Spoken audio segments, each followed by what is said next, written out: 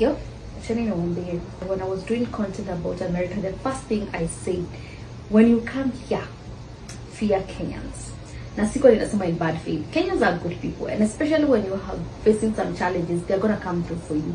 But also the same Kenyans wanaweza kuweka kwa trouble mpaka ukakaibu kasema yo, sikuanga excited nikipata na Mkenya.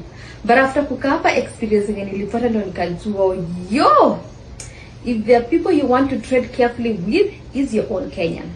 Sasa juzi kuna hii announcement imekuwa na Department of Homeland Security. Wamesema kama unajua mtu mwenye ana makaratasi wana offer 750 to turn them in. And already nasikia Chicago kuna Mkenya ambaye amesha seti wa Kenya wawili na saizi wako on their way kuwa deported. Wakenya wenzako. So you can imagine ile temenya kukuanga na offer ya do, watu walikuwa na setiana Wakenya kwanza posti yato wamedeportiwa because ya Mkenya mwenzako kuseti. So no maana the first thing when nikuja kunikalanio kitu nilikuwa na kushunwa tunasema ukikuja ujue hauna makara. Zip it. Keep it to yourself until upate makaratasi. Na kuzanga tu maswali ya kupeleza kujua kuko na makaratasi. And the next thing, whatever you say is gonna be used against you. Sasa wacha nikwambie kama ile time hakukuwa na pesa, walikuwa na seti watu. So you can imagine saizi wameofariwa if you turn in just one person it's 750. That's going to be business for Kenyans. Unajua Kenyans wanapendanga. Bunga, ladies and gentlemen, welcome back to BAV. This is Bunge Audio Visual. So let's talk about deportation.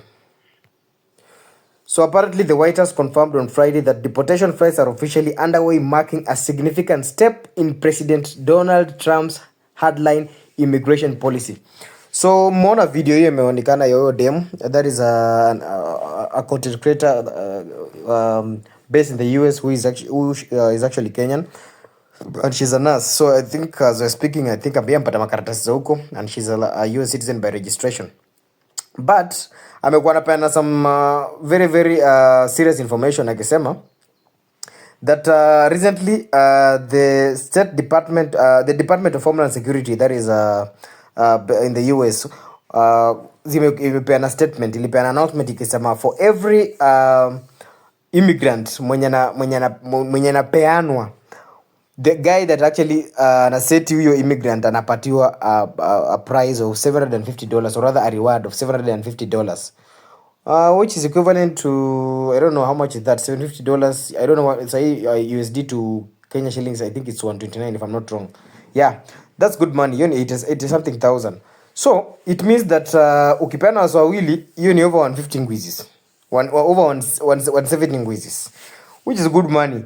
So inasemekana kuna ma Kenyans already washaanza kusetiana huko, which is a very bad thing because dem amesema vizuri, kama unajiona na mse huko, kama ni Mkenya it's good kama mna hang out kufanya nini, but inafikanga point fulani mtu akigundua like you have got a certain problem, huwa anataka kuitumia like kama anapenda kuitumia to his advantage or to advantage depending with the kind of problem unapitia. Unaweza kuwa labda maybe uko mawe, unataka kupata some financial assistance from your friend in the US mwenye amekaa huko for quite some time, at least ameawas some sort of wealth ama some sort of money, at least akupatie akusupport ukikatch up.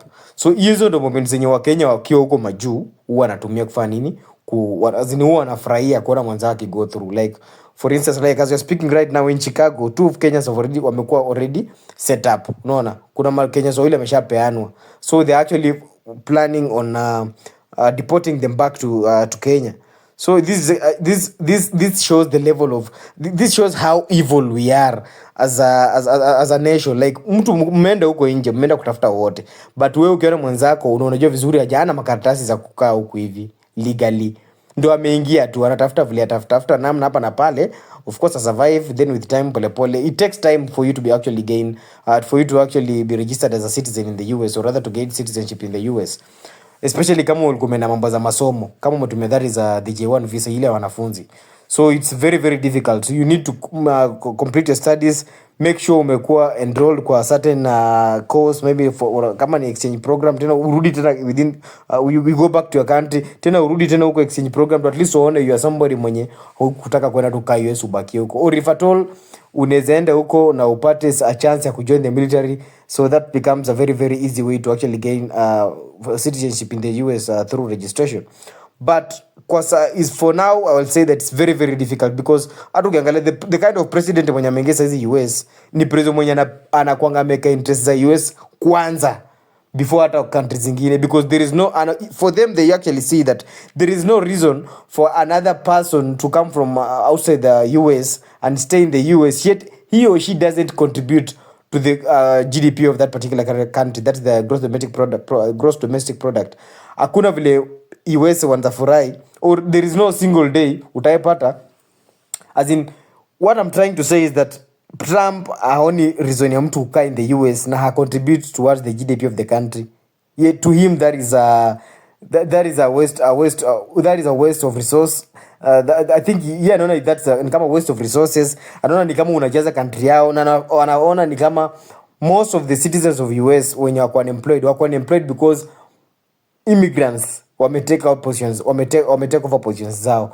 So they feel that the interests of the people of the US are the ones that are supposed to be put forward before any other member of any other nationality comes in. So for them, but the US history ya kudeport watu, to them is not a new thing. If they find out that there is nothing that you are contributing towards the economy of the country, they simply throw you out the country, or throw you outside of the country. They simply deport you.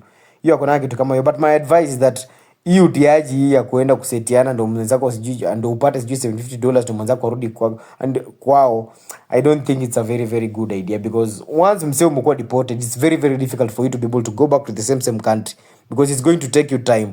You need to find a way that you need to stay off the radar of the Department of Immigration for quite some time. Ndio jina yako at least isaulike huko, ndio usao fikire kurudi kwa the same country. Like for instance in US, ukikuwa deported this year, there is no single day or there is no way visa yako ya kuenda tena US itakuwa approved anytime soon. You're going to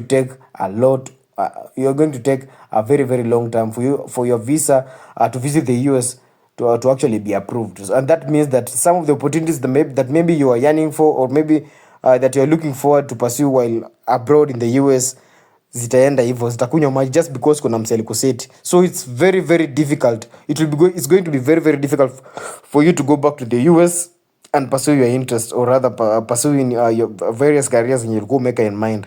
So kwa sababu mesetiana, what I can say that hiyo ni utiaji. Mwache utiaji number 1. Number 2, mnafahamu understand kila mtu kwa hii dunia anatafuta. Hata huyo president mwenye kwa na deport watu, ni president yeye anatafuta. Si ni president yeye anataka ameke interest za watu wa country yake mbele. Ni president yeye pia anatafuta. Hiyo ni tu hiyo ako tu kiwanja, just like any other person. Ni juu wewe hujapata hiyo opportunity ya kuwa president, but ungekuwa pia wewe president pia wewe ungetafuta tu opportunity, ungetafuta tu umpenye tu mahali ya kufanya kitu ndio uonekane at least unafanya kazi. So Donald Trump afanye hivyo ndio onesha watu anafanya kazi, anafanya tu hivyo ndio manipulate tu watu waone tu jamani ameingia na ubaya, but deep down wanajua, ana mwenyewe hata anajua hiyo hakuna kitu anafanya maana, unaona. So what I can say is that watu waache utiaji, na mkienda majuu some of the things zenye unaona ufai kuambia watu, keep it to yourself.